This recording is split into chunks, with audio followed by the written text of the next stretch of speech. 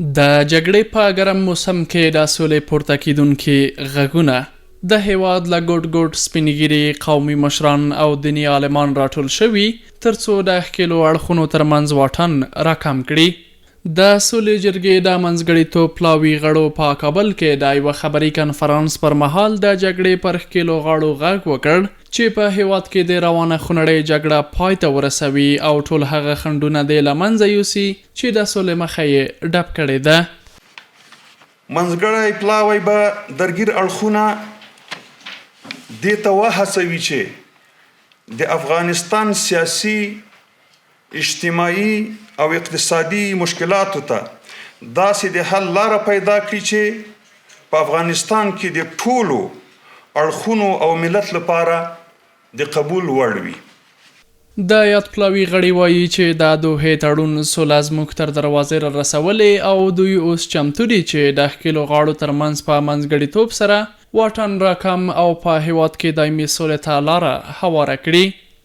او داسې د امریکا او طالبانو د دوحې تړون داسې فرصت رامنځته کړ چې صلح د افغانستان په دروازو کې ودروله، نو د دې فرصت څخه باید ګټه واخیستل شي. یاد پلاوي پر امریکا، ملګرو ملتونو او نړیوالې ټولنې غږ وکړ چې له دوی سره د په دې برخه کې مرسته وکړي ترڅو په افغانستان کې هم د نورو هیوادونو په څیر د سولې ډاډمنه فضا رامنځته شي. د جرګې هدف فقط د طالبانو او د دولت ترمنځ منځګړیتوب ده. موږ تقریبا دا څو میاشتې په دې هکله کار کړی چې داسې د دوه اړخونو ترمنځ چې منازعه باید یو منځګړی منځته راشي.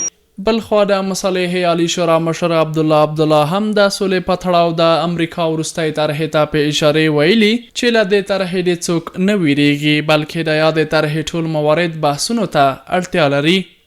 بعضی وقت با مجرد که یک عنوان دو عنوان گرفته میشه، در بعضی مسائل به حساسیت بسیار خاص نشان داده میشه.